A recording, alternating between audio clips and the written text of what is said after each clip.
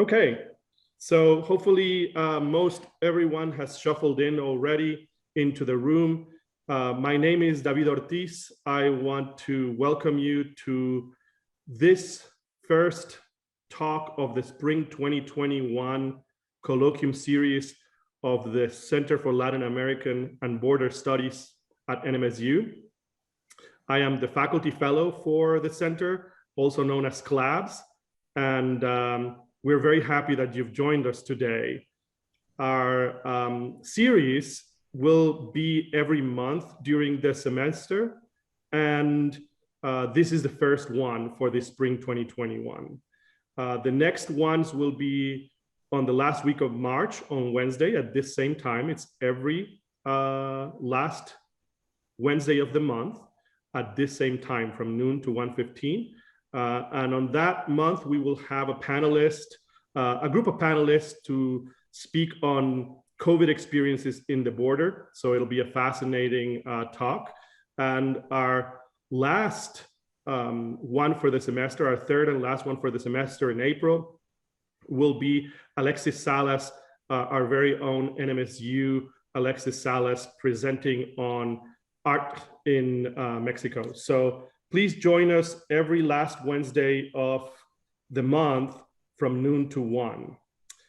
Our presenter today, though, I have the joy and the privilege to have him as our first speaker for the semester, and he is Dr. Mauro Porto. He's an associate professor of communication at Tulane University. He's a political communication scholar who studies the linkages between media and democratization, with a focus in particular on Brazil.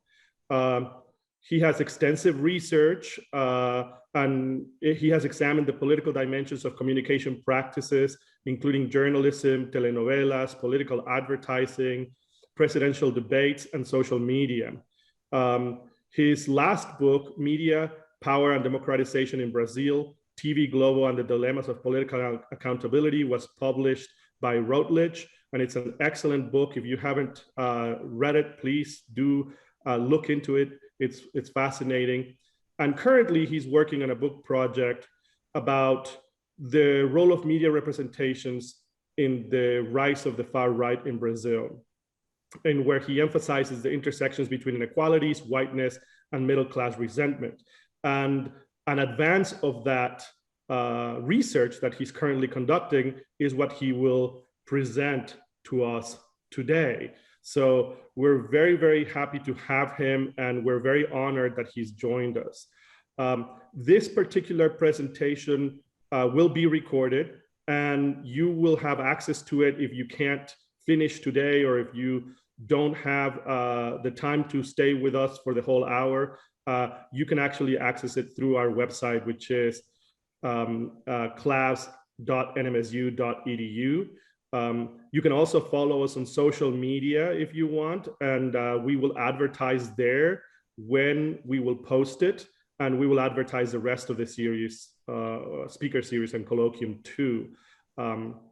Social media, Twitter is at NMSU Clabs, Pinterest is NMSU Clabs, and Facebook is NMSU Clabs. So please follow us. If you want to join our mailing list, you can also do it through our website. Anyway, without further ado, it is really my pleasure to present and leave you with Dr. Mauro Porto. Thank you, David. Thank you for the invitation. Thank you for the center. This is a project, an ongoing project, so I really look forward to receiving your comments and suggestions and feedback. And David, I just noticed, just for reference here, the automatic subtitles might interfere when we show the videos, because they will have English subtitles. They will be in Portuguese. So maybe we'll switch that feature off when we go to the videos. Thank you, Mauro. I will definitely do that. I'll try to hide the subtitles when we switch to the videos. One more thing before we start, you will find on the bottom of this Zoom or in your bar, I think if you do it in a Mac, it's on the top of your Zoom, in your bar, a Q&A button. Please post all of your questions there. After the presentation, Dr. Porto will be very happy to answer any questions that you have. So we want you to be engaged. We want you to participate. So click that button and send us your questions. Great. So I will be sharing here PowerPoint.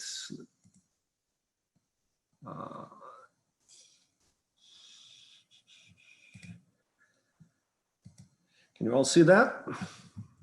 Okay, yeah. So my topic, the topic that I propose for us to discuss today is whiteness, middle class resentment, and conservative revolt in Brazil. Gender, class, and race in the telenovela Chieias de Charme.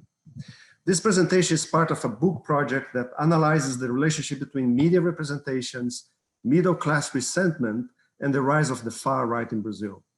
I investigate the intersection of whiteness and middle class identity in the establishment of the conservative revolt that emerged in Brazil after 2013. As a background here, I start with one of the questions that motivated this study, and which is, the question is, what explains the conservative revolt that starts around 2013 and culminates with the 2016 impeachment of Dilma Rousseff and the 2018 election of Jair Bolsonaro? Following the wave of massive demonstrations that took place in 2013, the Brazilian middle class participated in massive demonstrations demanding the impeachment of President Dilma Rousseff, which took place in 2016 through a parliamentarian coup. The new conservative revolt culminated with the 2018 election of retired military officer Jair Bolsonaro, who was well known for his far-right and authoritarian politics.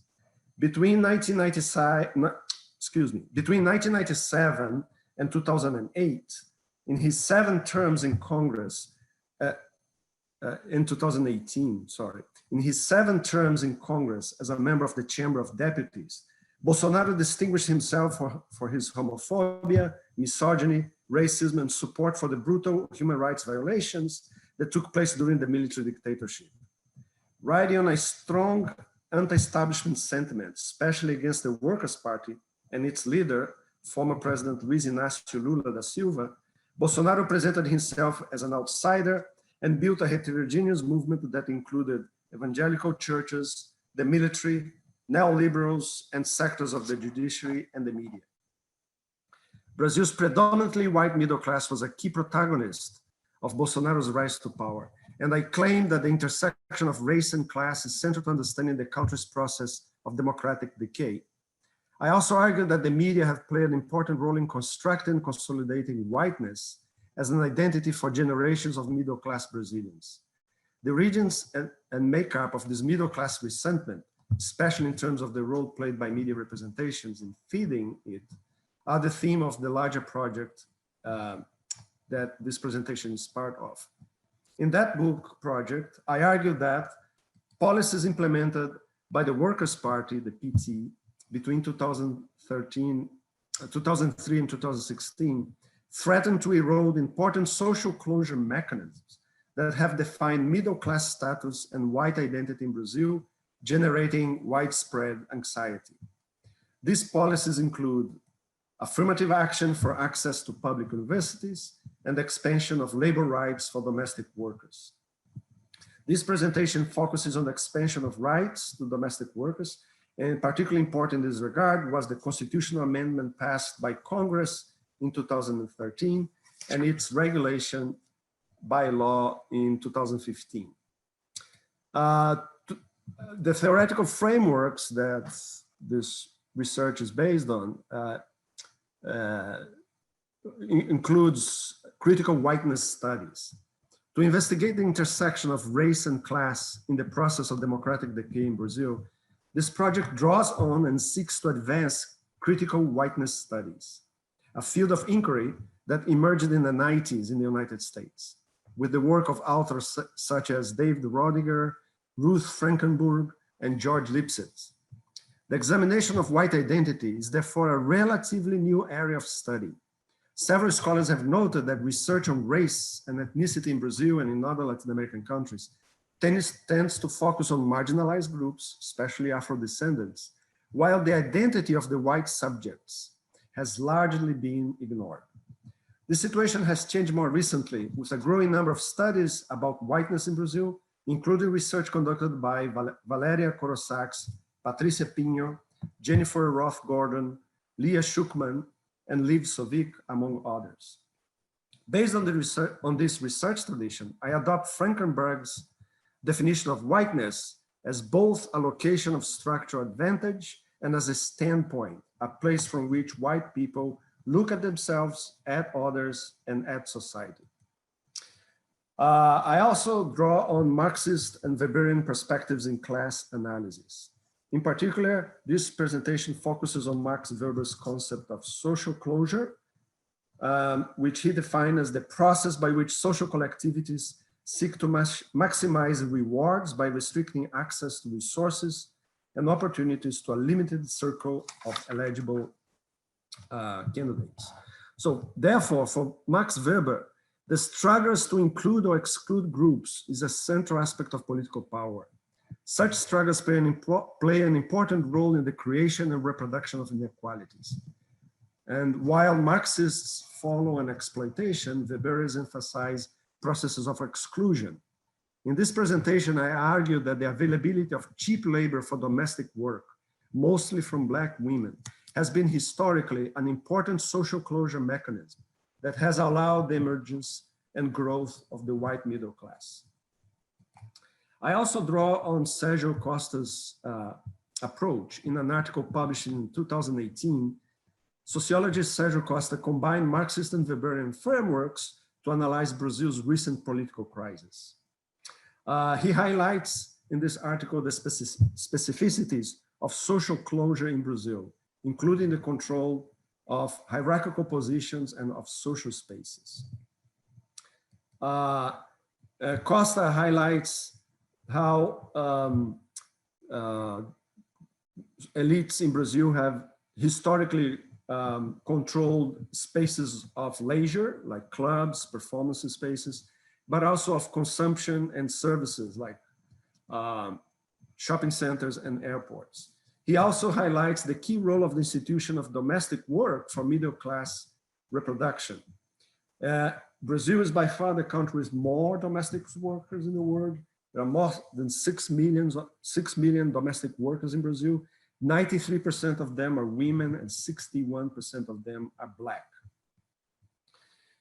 In this article, Costa argues that established groups, especially the middle class, experienced major loss in terms of control of social closure mechanisms in the PT era between 2003 and 2016.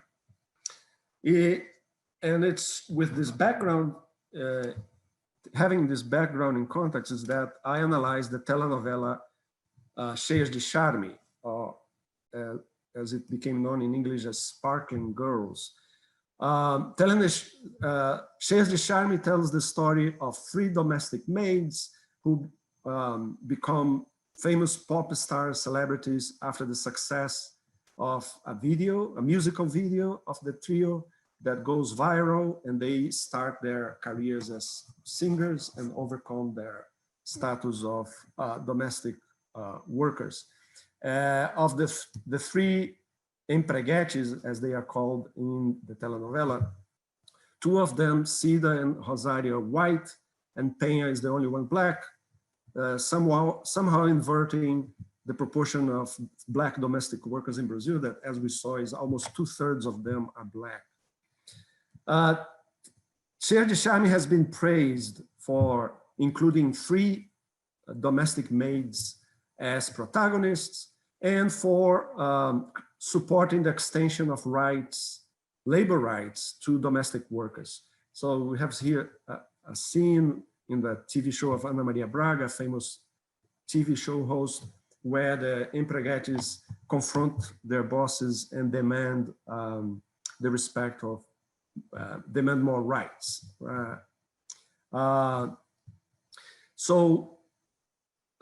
This telenovela has been praised for including 3 domestic workers as protagonists and for supporting the extension of labor rights to the domestic workers. However, I argued that scholars have largely neglected the role of the telenovela in representing white identity and in feeding a certain feeling of white resentment that emerged in the 2000s. And I do this by looking at representations of whiteness in the telenovela.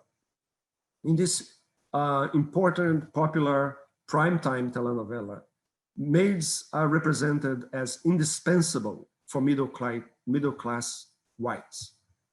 Representations of middle class families in Cheias de Charme often reinforce historical traits of Brazilian white identity, including its relation to the sphere of domestic work. This becomes particularly clear in relation to the sphere of domestic work, in relation to the household of lawyer Ligia Mariz Ortega. Ligia is a successful lawyer married to Alejandro Ortega, a Spanish photographer that depends on her financially since he does not have a permanent job. From the start, the family unit is portrayed as being completely dependent on the presence of a domestic worker.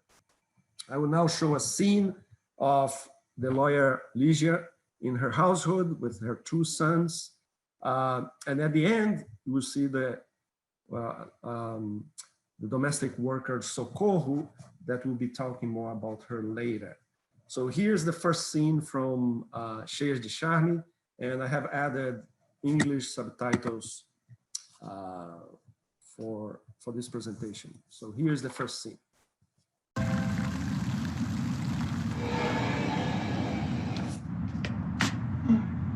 Bom dia.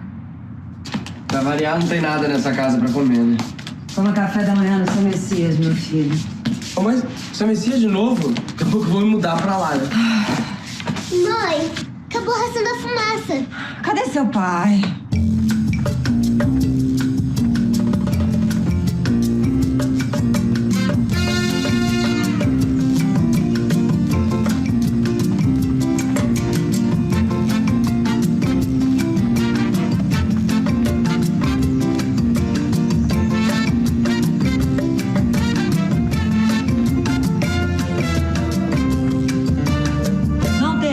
Fêmea jovem castrada?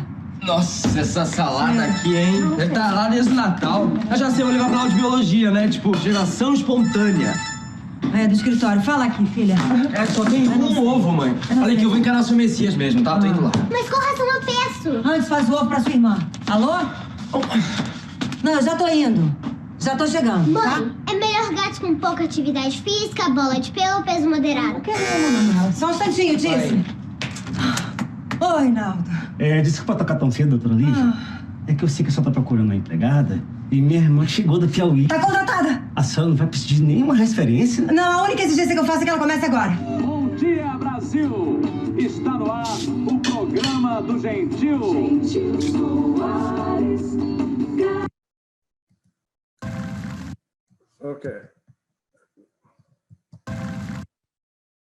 Okay, so as we have seen, when Ligia finds herself without a maid in the beginning of the series, her apartment falls into a complete disarray. She's not able to reconcile domestic tasks with her business professional life.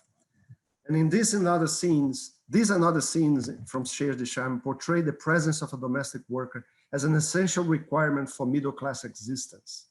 They suggest that the households of women with successful and busy professional lives will not function without the help of maids. Such naturalization of the presence of servants erases the possibility of middle-class men, children, or teenagers contributing to domestic chores. From the perspective of Brazilian whiteness, such contribution would be degrading for their middle-class status. Cheias de Charme therefore reinforces key elements of middle-class identity in Brazil. According to Patricia Pinho, these identities include a strong contempt for manual labor and manual laborers, as well as the notion that white subjects do not know how to do basic chores for themselves. In Cheias de Charme, whiteness entails a normalized standpoint that conceives of domestic chores as degrading, dirty, and heavy work, and which defines the presence of servants not as a luxury, but as an important necessity. This standpoint has deep historical roots.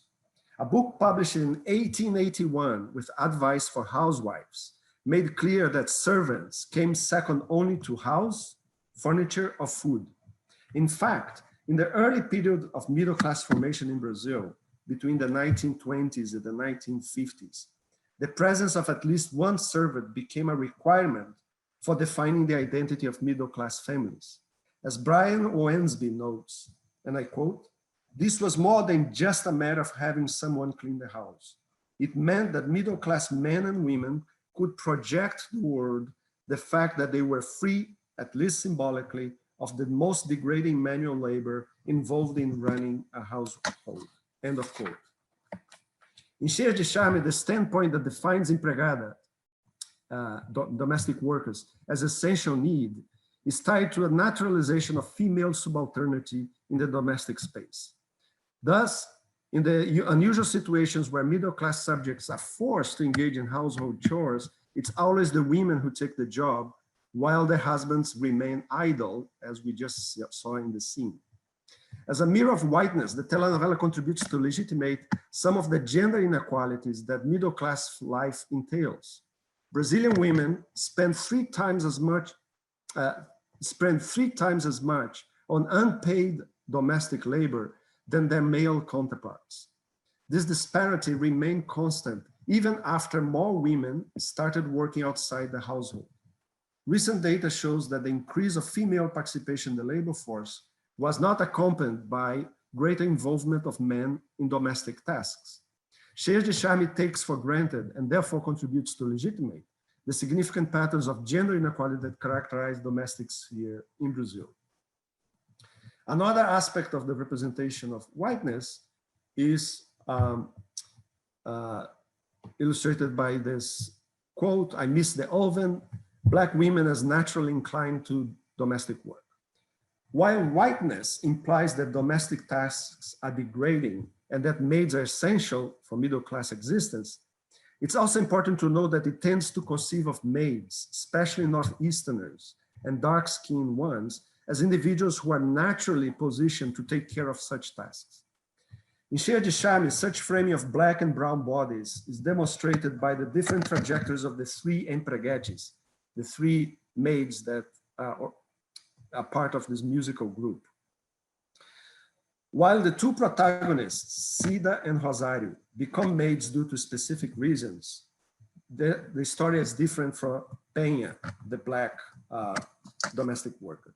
Cida grows up as a domestic servant when her employers adopt her following her mother's death. In the case of Rosario, she decides to work in the house of celebrity singer Cheyenne as a maid because she saw it as an opportunity to get access to the world of pop music and pursue her dream of becoming a singer. In both cases, the condition of domestic work is not racialized. Cida and Rosario are maids despite their whiteness, not because of it. The trajectory of Peña, the only Black Impreguete, is quite different. She was born and raised in Borralho, a lower class neighborhood. She becomes a hardworking domestic worker to raise her brother, Elano, and her sister, Alana, after her single mom passes away. She also has to provide for the husband, Sandro, a tramp who does not like to work and lives off scams, and their son, Patrick. In contrast to the other two Impreguetes, Chieias de Charme presents domestic work as Peña's vocation. Even after she becomes a celebrity with the success of the group, Peña is not comfortable with professional roles that are unrelated to working for other people. Let's see a scene from episode 103 when Peña is talking to wealthy businessman and then boyfriend Otto Werneck. And if we could switch off the automatic subtitles, I think they are interfering with the subtitles of the videos. If that would be possible, that would be great. So here is the second scene from Chieias de Charme. Você vai ter tempo para fazer isso com a sua carreira de cantora? Eu posso te confessar uma coisa só pra você? Esse negócio de ser cantora é legal. Sabe, não tô reclamando de barriga cheia, não. Can you also see the subtitles? Yes, we can see them, Mauro, and the automatic subtitles are also off. Okay, not on my computer, don't know why. Okay, thank you, sorry for that. So, É muito legal, me fez ganhar uma grana. let's start again.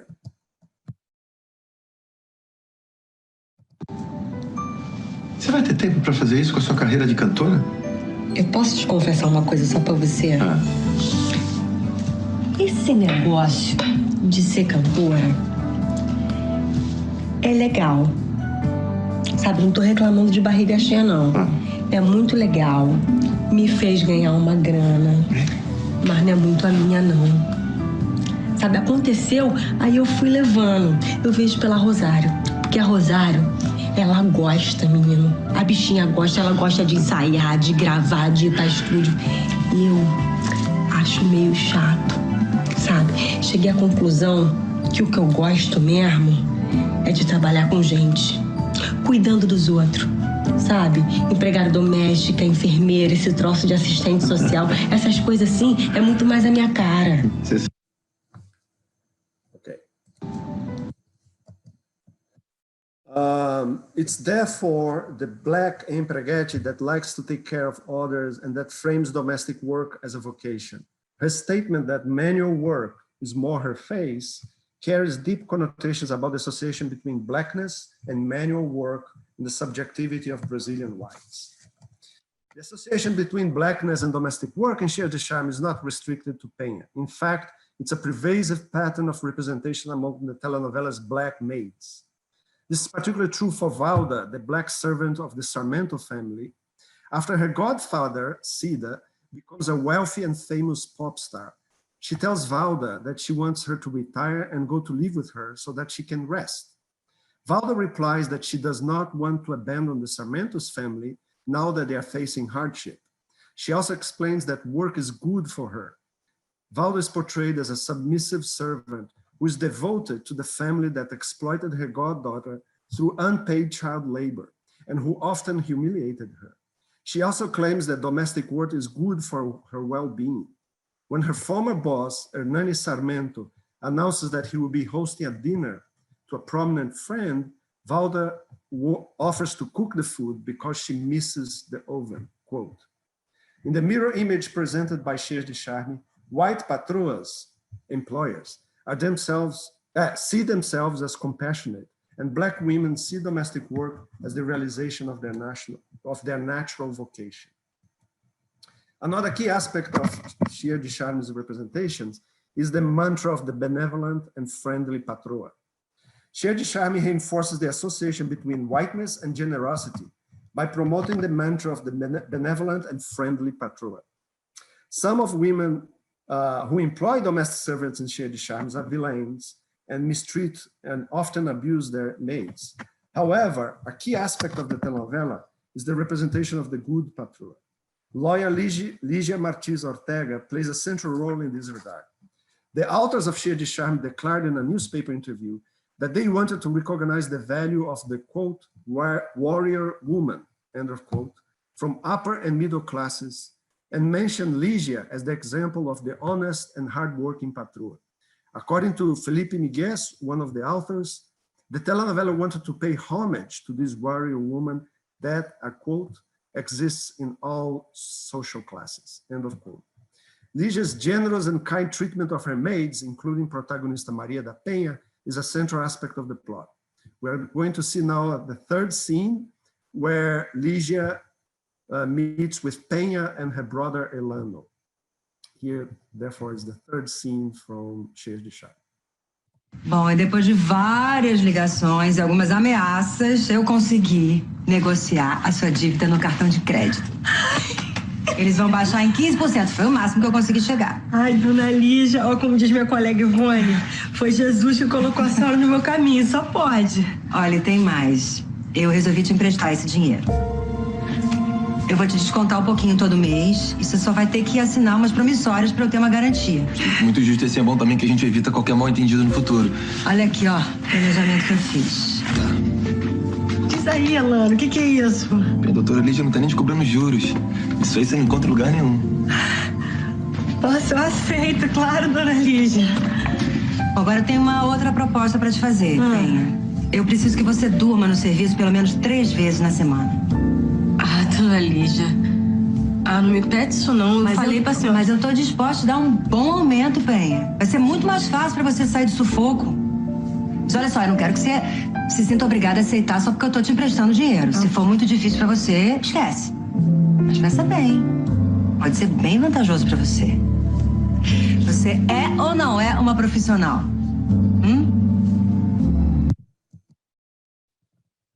The representation of patroas like Lígia and Chieias de Charme offer white middle-class women a mirror image that allows them to recognize their own generosity. It also invites the audience to legitimate domestic work by highlighting the ties of friendship and affection that link employers and maids. Brazilian whiteness therefore implies that a good patroa is the key for the happiness of a domestic worker. It therefore downplays the importance of legal rights or appropriate remuneration in determining the well-being of domestic servants. Several authors discuss how the affective ambiguity that characterizes the relationship between patroas and their maids works to build and maintain unequal power relations in the domestic sphere. Such affective bonds have a long history. In the second half of the 19th century, when slaves were gradually replaced by free people as domestic servants, patroas provided basic care, including food, shelter, and clothing, in exchange for obedience. As Sandra Graham demonstrates, such traditional protections of payments in goods played a key role in smoothing the formal shift from slave labor to free labor. The mantra of the benevolent patroa has an important role in Brazilian whiteness. It allows middle-class subjects to justify an institution of domestic work and project an image of themselves as benevolent individuals. Another aspect of the Chieias de Charme representation is the mockery of maids and of their relatively social ascension. Brazil experienced a relative but very important decline in poverty and inequality levels in the first decade of the 21st century. In that period, innovative social policies implemented by the administrations led by the Workers' Party, the PT, contributed to raise the purchasing power of the poor, leading to the rise of a segment that has been erroneously called the new middle class. This substantial segment of the formerly poor citizens experienced improvements in income levels that led to an expansion of its consumption power. The historical context of declining poverty and inequality has led several scholars to interpret Chieias de Charme as a reflection of the rise of the so-called new middle class, or as an attempt by TV Globo to cater to the members of this class. Scholars have therefore taken at face value the narrative that TV Globo itself built about the telenovela. Chieias de Charme author Isabel Oliveira, for example, stated in a newspaper interview that one of the goals of the telenovela was to portray domestic workers as members of this ascending new middle class and to talk about their self-esteem in the telenovela. In contrast to these narratives, my analysis suggests that instead of catering to lower class groups that have experienced relative social ascension in the 2000s, Chieias de Charme contributed to disseminate stigmatizing representations about them. These representations, in turn, facilitated the emergence of anxieties in the middle class about its own status and future, boosting the spread of resentment. Chieias de Charme often laughs at domestic workers rather than with them. This is especially true in the case of Socorro, who we saw in the first scene. Socorro is the only maid in the telenovela that's clearly identified as a nordestina or a northeasterner. Northeasterners are not considered racially white in Brazil, even when identified as light-skinned, since they are commonly assumed to lack refinement, intellectual capacity, and civility. Socorro's character is a good example of this process of racialization. Her main role in the telenovela is to spark laughter from the audience through their clumsiness, lack of culture, and evil scams. As a maid, Socorro is incompetent since she does not know how to cook or how to take care of the house chores. And And her case shows that instead of celebrating the ascension of the so-called new middle class, Cheias de Charme ridicules the ways in which the previously poor now occupy social spaces that used to be monopolized by the white middle class, as pointed by Sergio Costa. This becomes clear in episodes 6 and 7, when the poor nordestinian maid Socorro is invited by her brother Naldo to travel to the home state of Piauí. Socorro thinks that they will be traveling by bus, but expresses surprise when she learns that they will be taking an airplane. Here is the scene, the fourth and final scene.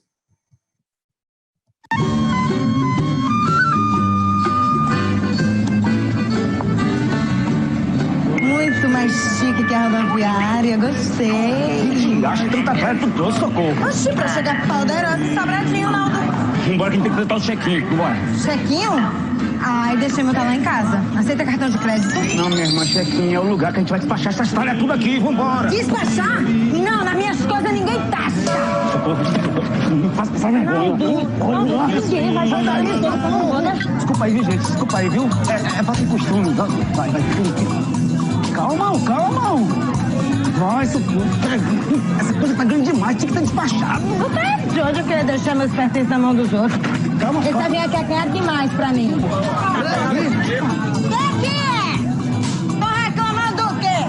Não me irrita que se eu me espalhar aqui, depois ninguém me junta. Vocês estão atrasando a decolagem do avião. E o seu avião está atrasando a colocagem da minha bolsa. Cala essa boca, desgraça. Motorista, ajuda aqui, pelo amor de Deus. Vai, ajuda aí. Vai, força aí, vai. Vai, agora vai.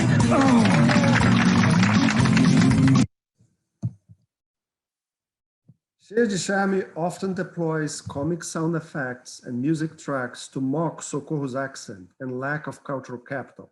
We're invited to laugh at her when she mistakes the English term check-in for the Portuguese chequinho, little bank draft.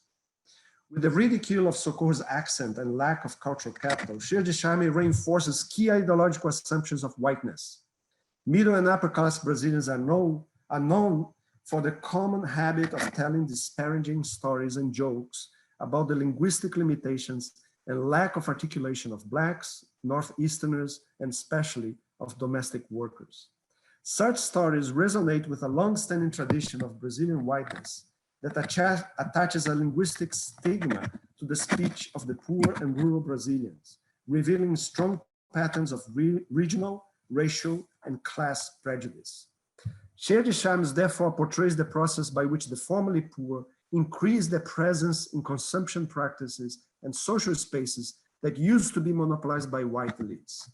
Between 2000 and 2014, the number of passengers traveling by plane in Brazil increased 211%, from 33 million in 2000 to 102 million passengers in 2014. Most of the new travelers came from the lower classes that experienced improvements in income levels due to the significant decline in poverty and inequality. A significant resentment emerged, with many middle and upper class Brazilians reacting to the growing presence of low-income and dark-skinned subjects in the airports. Philosophy professor Luis Felipe Pondé articulated this resentment explicitly in an opinion column published in the newspaper Folha de São Paulo in 2010. In that column, he wrote, "I am in an altitude of 25,000 feet, flying one of the turbo-propeller aircrafts. I love the sound of the propeller. Down there, distant landscapes. I like to fly. I started to fly when I was 1 year old, when my father, then a young medical captain of the Air Force, used to take me to fly Brazilian Air Force airplanes. However, I hate airports and the social class of airport newcomers with their happiness typical of food courts. To travel nowadays is almost like being forced to attend a barbecue in the rooftop," end of quote. The college professor articulates a clear resentment about the newcomers that now inhabit social spaces that had been traditionally monopolized by the white middle class. By associating the new travelers to the inappropriate behavior in shopping center food courts, Pondé draws on narratives about the lack of etiquette and cultural capital among the lower classes. His reference to barbecue in the rooftop points to the habit of mostly Black favela residents from the Brazilian slums, of holding parties in the rooftops of their houses. In fact, Chieias de Charme protagonist maid Penha often hosted parties in the rooftop of her house in the poor neighborhood of Borralho. By referring to rooftop barbecues, Pondé associates airport newcomers to patterns of racial and class stigmatization that are often deployed by whites to refer to residents of poor neighborhoods. Chieias de Charme reflected and reinforced this middle class discomfort, not only with Socorro, but also with other characters. In episode 69, for example, Penha's husband Sandro travels by plane for the first time, and he too shows is mocked for his lack of etiquette. The telenovela mocks his lack of familiarity with and fears about air travel. For example, as soon as he enters the plane, Sandro searches for the remote control of his seat screen, erroneously associated to a television set. Through these and other patterns of representation, Chieias de Charme has contributed to feed a growing resentment by white middle-class Brazilians about the increasing presence of low-income and dark-skinned groups in spaces that they had traditionally monopolized. In this way, rather than strengthening and advancing a pluralistic representation of domestic workers and their lives, Chieias de Charme contributed instead to feed a growing resentment by white middle-class Brazilians that would be a key part of the conservative revolt that took place in the 2000s. Thank you. That's what I had to present, and I look forward to your questions. Thank you, Dr. Porto. That was a fascinating textual analysis of Chieias de Charme. We have several questions that have been asked, very interesting and important questions. So without further ado, so that we can give enough time for you to answer them, I'll go ahead and go through them. Our first question from Norma Demond is this not the legacy of a slave society that whites are not usually aware of when they establish themselves as middle class? Cannot do without slaves, cannot do without domestic help. Yeah, we're doing one by one? Yeah, sure. Let's just do one by one. Yes, a key point of this analysis and of the book project is to link contemporary features of whiteness in Brazil to the legacy of slavery. Brazil is by far the country that brought more African slaves to the Americas, 1.5 million according to some estimates, and it was also the last country of the hemisphere to abolish slavery. And that legacy can be felt for this day. And I'm not, though, obviously the first one to argue this. There is an excellent book about the Brazilian middle class, the period of early formation of the Brazil's middle class from the 1920s to the 1950s, a book by Brian Owensby called Intimate Ironies. And there he clearly associates modern attitudes of middle class subjects in relation to this hostility to domestic chores, to this process, to the slavery legacy, especially, and there is also a wonderful book by Laura Graham about the transition from slave domestic labor to free domestic labor in the 19th century that shows how practices that characterized slavery remain very well alive and present in middle-class life. And one of the things I talk in the book is about, for example, how that legacy is inscribed in Brazilian architecture, right? Brazilian apartment middle-class buildings have a social elevator and a service elevator. And the domestic workers are expected to use only the service elevator, even though now that demand is illegal. There are several states that pass laws prohibiting that segregation. But there is also the tradition of segregated quarters domestic workers live in tiny bedrooms in the back service area of the apartments. And I would argue that those spatial forms of segregation were, in several important ways inherited from our our past of slavery. Yeah, so that's a good question. Yeah, no, that is a great question. And may I add that also all across Latin America, this is also a legacy of colonialism, right? Because in Mexico, there are some of the same arrangements where maids, especially live-in maids, have this little tiny quarter room in the top of the buildings, right? Completely apart from the family or anything. And the same types of things. They were expected not to be seen around others, etc. So fascinating analysis. This, you just touched on some of these things being illegal now, that type of segregation. Jose Antonio Soya asks, what is the situation nowadays of domestic workers in Brazil? Has there been any improvement or changes in their rights? Well, I'm looking at more recent data.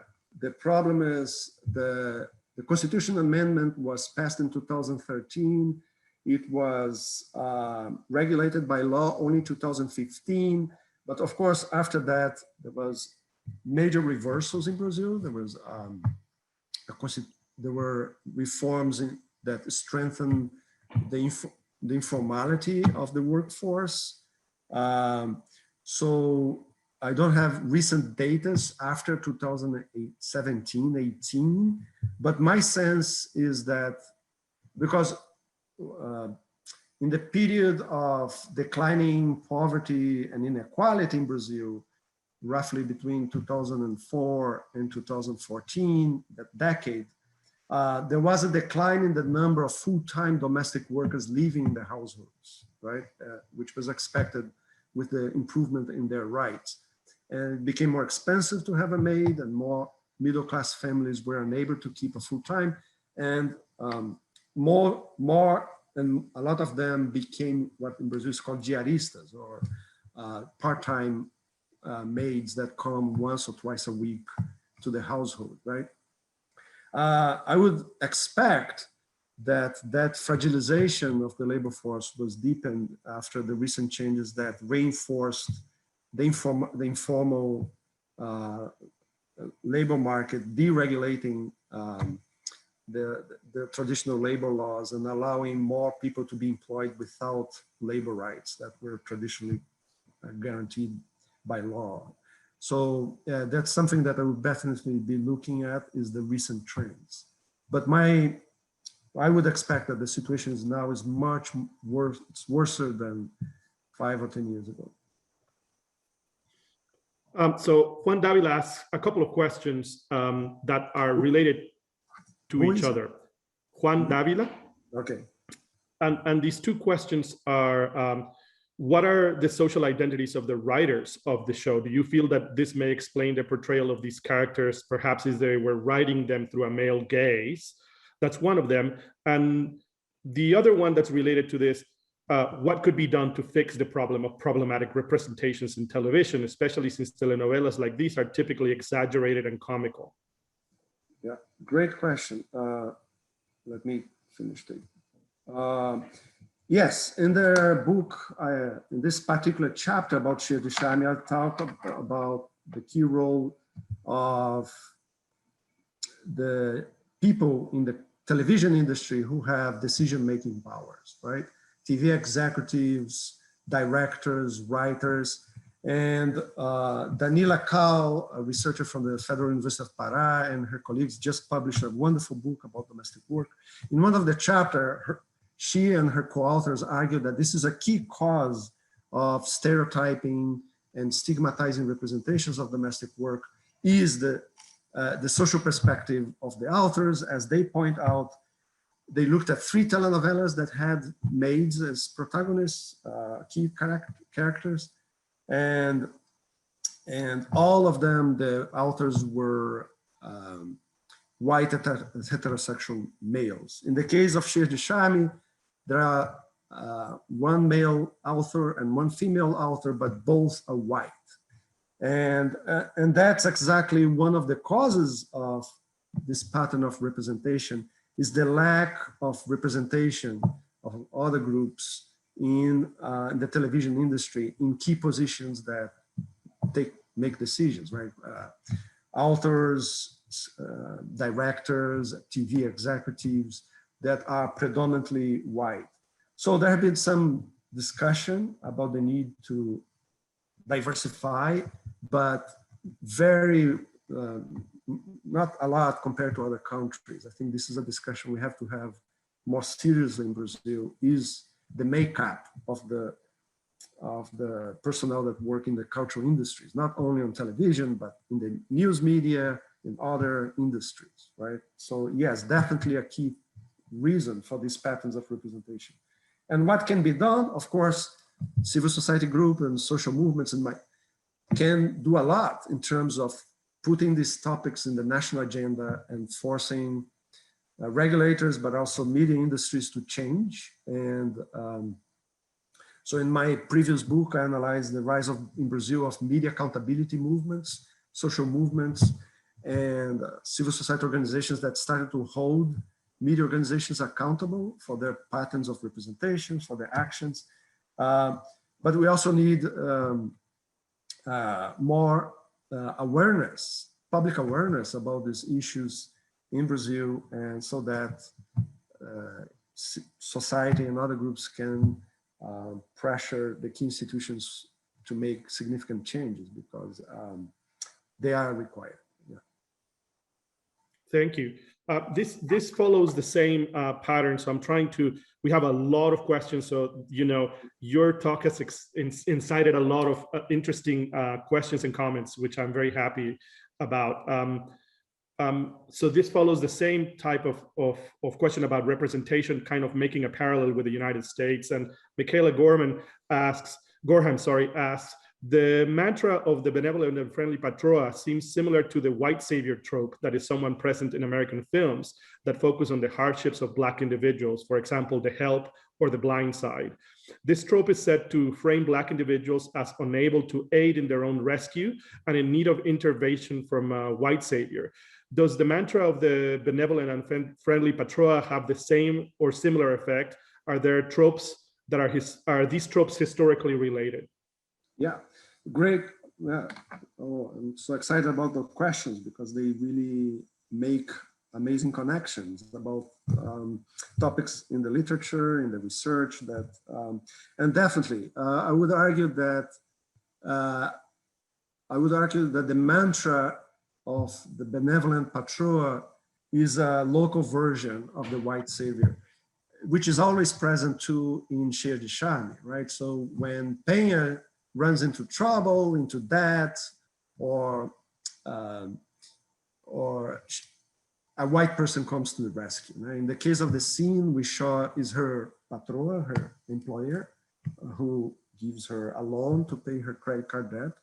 But in another moment, there was a moment, speaking of the segregation in architecture, there is an episode when Penha is taking the social elevator, and these villains, these bad patroas, confront her why she's there.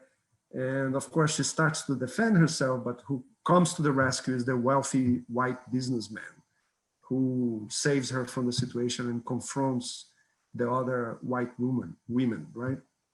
So I would say that they are related, but as some authors argue, there is the benevolent patroa would be a more local iteration of that version because it highlights in a very interesting way how informal favors, that benefits that the white middle class gives to their maids as expectations of retribution and especially obedience, right?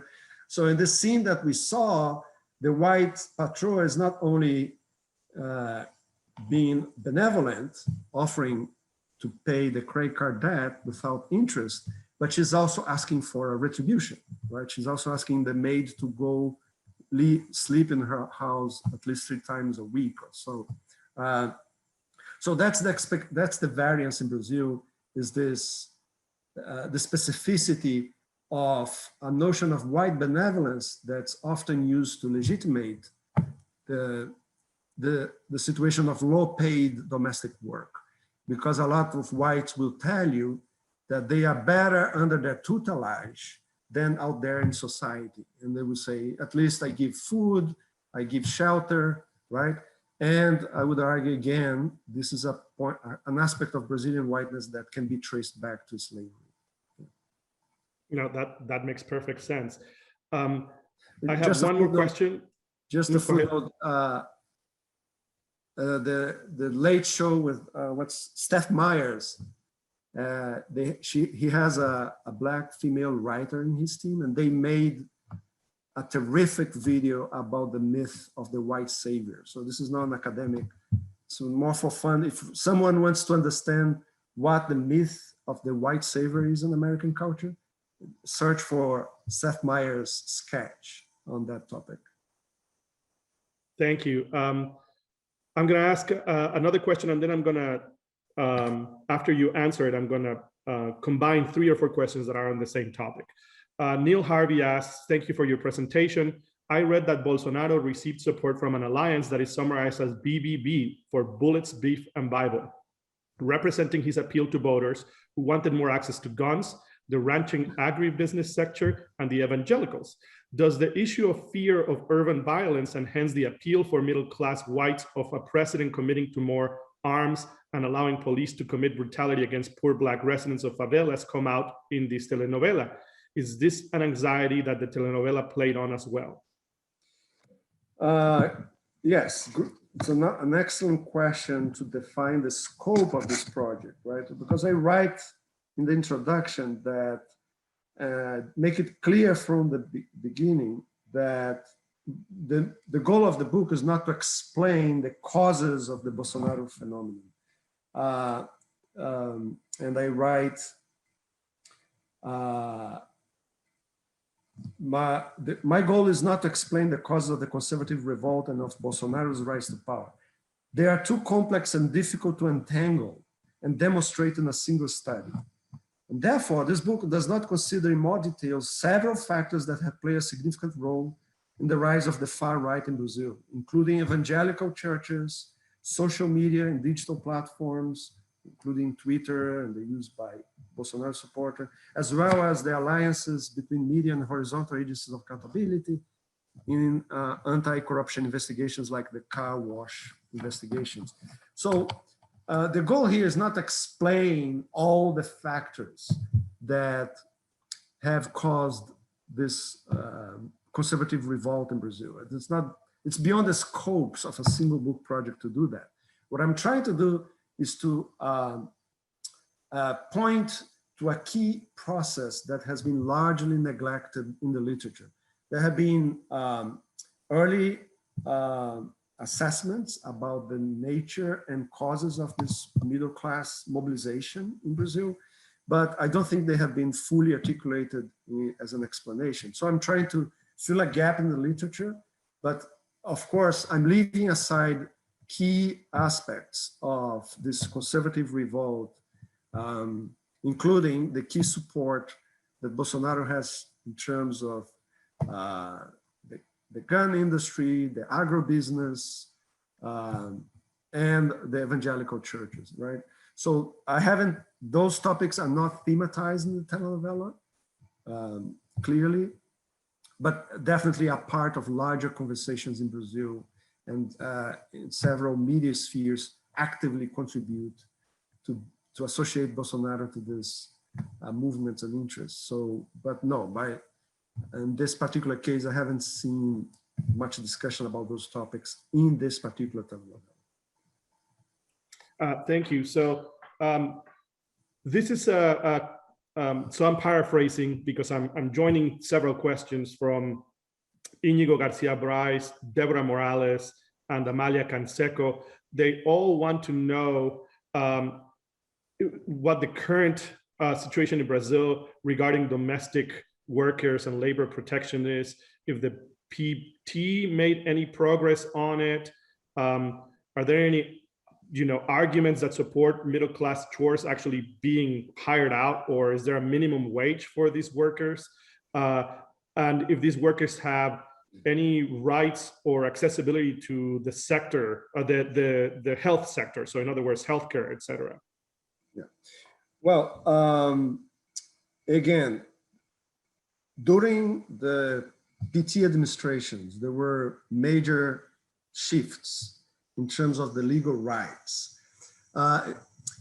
It's important to note that when Brazil's social legislation was approved by Getúlio Vargas in the 30s, he created a series of labor rights, right? 8-hour day journey of works, minimum and paid vacation, and all the social benefits that were created in the 30s, extended to all urban workers, with the exception of domestic work, with the alleged reason that domestic work was not part of the economy, was in the private sphere, was not in the economy, which was, of course, a blatant form of discrimination against the women, that predominantly women who engage in those tasks.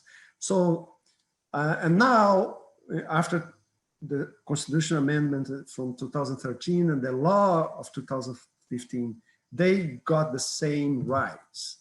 However, right after the impeachment of Dilma Rousseff, already in the administration of Temer, there was a major deregulation that led to a neoliberal elimination of social benefits by even the urban workers. So there is a trend in Brazil for informalization, for the growth of workers without carteira assinada, without signing her labor card and having the same rights as before. So there is clear, in that regard, a worsening of the situation after 2015. And there are more people working without the protections of those, that welfare network that existed before. And that includes domestic workers. So no, their situation is getting worse, as it is the most, similarly to most manual laborers in Brazil that have gone through this process of neoliberal deregulation of the social network laws. Yes. Thank you. Several more questions. Reagan Gillum asks, thank you so much for this presentation, Dr. Porto. Of course, scholars have shown the falsities and inconsistencies of racial democracy, or the idea that Brazilians are mixed race and free from racism. I wonder how you see this project relating to racial democracy. Do you see this perspective of whiteness and resentment as evidence that racial democracy does not continue to have a hold on people's everyday thinking? Thank you. Well, I'm flattered to have a question from Reagan, because she's a major scholar in these topics, and I'm very glad to hear from her. Well, and the myth of racial democracy is a particular version of mestizaje. In all Latin America in the 30s and 40s, there was a redesign of national identities by attributing new positive value to the indigenous components of national identities, indigenous peoples and Afro descendants and so on, only to reinforce whiteness as a key marker of national identity. And in Brazil, there is this popular myth grounded in the path-breaking work of Gilberto Freire in the 30s, that has argued that Brazil is a society that's characterized by the absence of explicit forms of racism and discrimination. There is racial mixing, and everybody has Black or indigenous blood, and therefore racism in Brazil is not a problem. And that's a very powerful narrative. And for example, it can be seen in the media very clearly For example, the head of TV Globo's journalism, Ali Kamel, published a book in the 2000s called "We Are Not Racists," right? He drew heavily on theories of racial democracy to argue that racism was something you could see in the US, in other countries, but we Brazilians are not racist, right? The whole goal of, no, not the whole goal, a key goal of my research on whiteness is to uncover how that myth of racial democracy works to hide key forms of political power and hierarchies that dominate white middle class life in Brazil. And so, yes, and that's, of course, that my work is facilitated by a wave of generations of militants and activists in the Black movement that, as has been shown, have been the ones who challenged the myth of racial democracy, at least since the 1970s. There is more and more criticism of this notion that there is no racism in Brazil, right? So, and the adoption of affirmative action for universities in Brazil in the 2000s is clearly a rupture moment where this myth of racial democracy is replaced by a greater acknowledgement of the legacy of racial discrimination that have affected the life opportunities of so many Afro-Brazilians and their descendants, right? So yes, in the first chapter of the book, I discuss the configurations of whiteness in Brazil and the whole discussion about racial democracy, and Gilberto Freire is there already in chapter 1. This is a combination of a series of questions that are all related, and you'll be happy to hear that this includes several specialists and scholars too in Latin America. So I'm paraphrasing here from Andrea Camunes, Stephanie Arnett, Christopher Dunn, and Ana Lopez. They all want to know, is this telenovela typical of Brazilian telenovelas in some sense? How is it different from the ones that have been done in the last 10 years? Are these stereotypes exaggerated in this because because domestic workers were the protagonists, and therefore these stereotypes are more visible? In particular, Chris Dunn wants to know, how do you compare this with films about the fraught relationship between domésticas and patroas, such as Que Horas Ela Volta? And Ana Lopez asks, about the successful novella of that same year, Avenida Brasil. How do you compare these? So all of them are about contextualizing this with other telenovelas and films. Great. Thank you for all of them for the question. And yeah, so one of the goals of the chapter is to contextualize this telenovela in terms of broader representations, right? Broader patterns of representation. What my interest in Chieias de Charme is because the telenovela has been frequently celebrated in the literature as a term by having 3 domestic workers as protagonists and celebrating the rise of the so-called new middle class, which I criticize in the book as an extremely damning and misleading designation to the formerly poor, right? To call middle class sectors that have recently left poverty, right, has deep ideological consequences. So anyway, a lot of the scholarship about Chieias de Charme has praised the telenovela for reflecting this new era of social inclusion and poverty. And I think that's partially because scholars often look at representations of Blackness, of Black identity, and see if they are protagonists or not, rather than thinking, what are the ideological underpinnings here of whiteness? And how is the telenovela reinforcing a sense of white identity that has deep political and social implications? And So I think it's what was new was this aura of positive progressive change that was attributed to the telenovela. But my argument is that if you do a more careful reading of the ideological nature of those representations, you will see that Cheias de Charme not only did not cater to these new groups, but contributed to stigmatize their relative social inclusion, their presence in airports and other social spaces that used to be monopolized by the white working class, the white middle class, sorry. So, and those patterns of representation in telenovelas are radically different from films, right? So the movie, the film that Chris Dunn is referring to, I strongly recommend. A Que Horas Ela Volta has been translated to English. The title is horrible, The Second Mother, but it thematizes the protagonist is Regina Casé, the famous actor that plays a maid, and it's an amazing, brilliant incursion in the domestic space of a middle-class family and the oppressive conditions that a maid and her daughter face in that domestic space of an upper middle-class family. So I strongly recommend the movie. But if you look at Cheias de Charme, it's the opposite.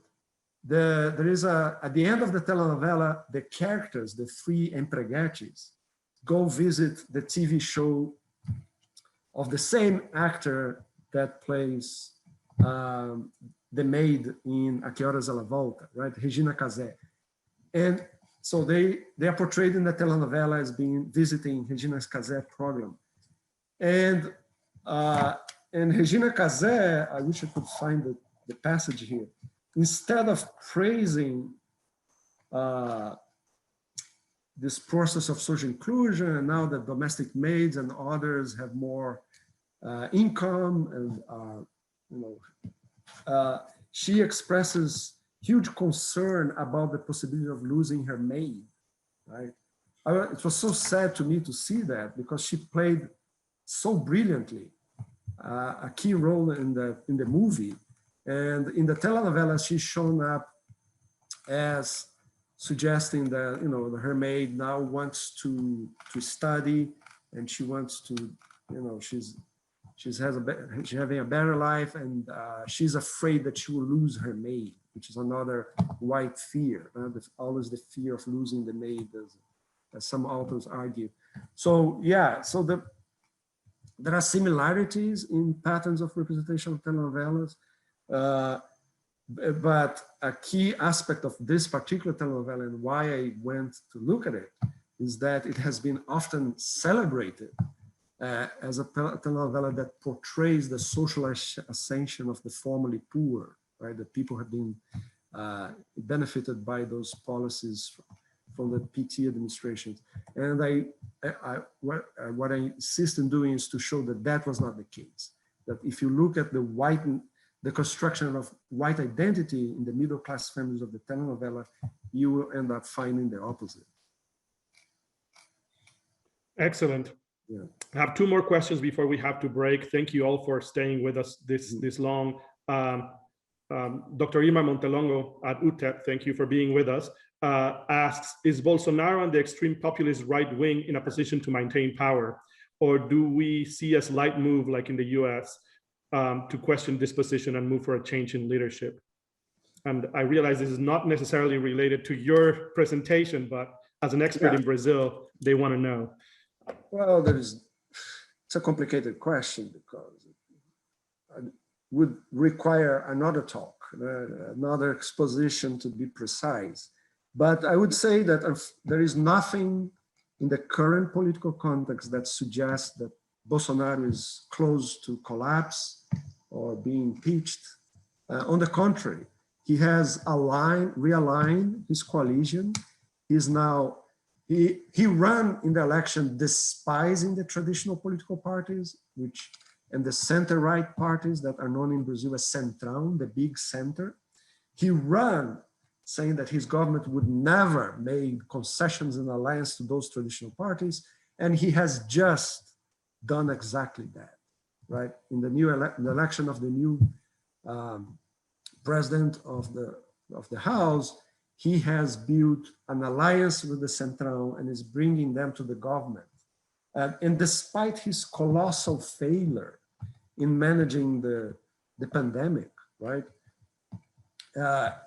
Yes, his popularity levels are declining, but he still has 30-something% of support, of strong support in Brazil. And so I don't expect any, excuse me, any change in that political context anytime soon. Economía y Responsabilidad Social en Tiempos de Crisis asks, is this discrimination a problem that you can only see in Latin America? If that is the case, why, and what do you think these motives are, or the causes for this?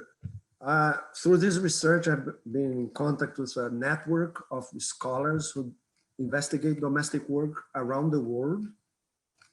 And of course, Brazil is a special case because, as I said, it has the largest population of domestic workers in the world. But it's common, and also in several other countries, very tied to one of the questions, right? No, to your point about neo-colonialism, right? And in several countries, migrant workers who engage in domestic work. So in Southeast Asia, in the Middle East, there are huge influx of people from other countries that go to these countries to work as domestic workers and face terrible oppressing conditions, right? And also even in the industrialized nations, it tends to be foreign migrant workers who work as domestic workers. So I think it's pervasive in other countries, but not as central, I would argue, to middle class identity as in the case of Brazil. And last question from Vladimir Lira. He asks, Chieias de Charme was a 7 p.m. soap opera, which tends to be a little bit more friendly, unlike the 8 p.m. ones that tend to be more grown up. Could that be part of why Chieias de Charme was so full of caricatures and stereotypes? Would the same soap make it to the 8 p.m. horario nobre? He recalls a soap opera about favelas at 8 p.m. I think it was called Babylonia, and that earned high praise. Yeah, that reminds me of the question that Ana Lopez about Avenida Brasil, which was an 8 p.m. telenovela that was aired almost the same time, right? So I'm not arguing that Chieias de Charme represents, right, the global production of television shows in Brazil. I mean, it has its own peculiarities, as the question points. It's broadcast in a time slot usually devoted to lighter comedic telenovelas that draw on humor and are more irreverent. And the 8 p.m. telenovela tend to be more centered on social problems, right? But even 8 p.m. telenovelas of this period, like the ones that Ana Lopez mentioned, Avenida Brasil, they also are characterized by these mockery of the formal poor people who rise to this situation of having more income and participating more in practices, institutions of consumption.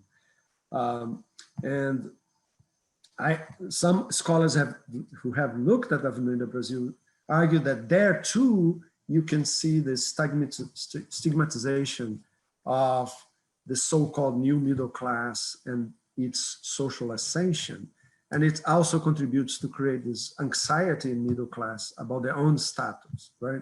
So, so I haven't looked at Babylonia, so I don't know much about it, but there are amazing audiovisual productions in Brazil that have really challenged traditional patterns of representation. And not only 8 p.m. telenovelas, but especially in what's called the mini-series, excuse me, which are broadcast later at night and last only for a few weeks.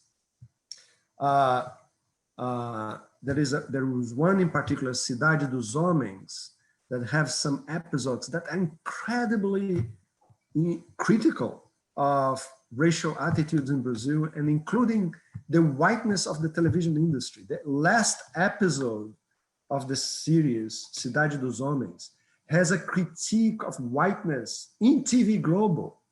That's absolutely stunning. I strongly recommend you to watch that final episode. So there are interesting plural representations of social perspectives in Brazilian television. I'm not claiming that Chieias de Charme was representative of all that audiovisual production. However, I'm saying that it was particularly important in this period, especially because of its emphasis on domestic work. Thank you. One last question, this is from me, is just, as you can see, there's an amazing response to these topics and to your book. So without putting any pressure, more pressure than the publishers are probably already putting on you, when are you planning on having the book finished so that we can actually read the results of all this analysis? I wish it would be sooner than later, but you know, things have been complicated by the pandemic.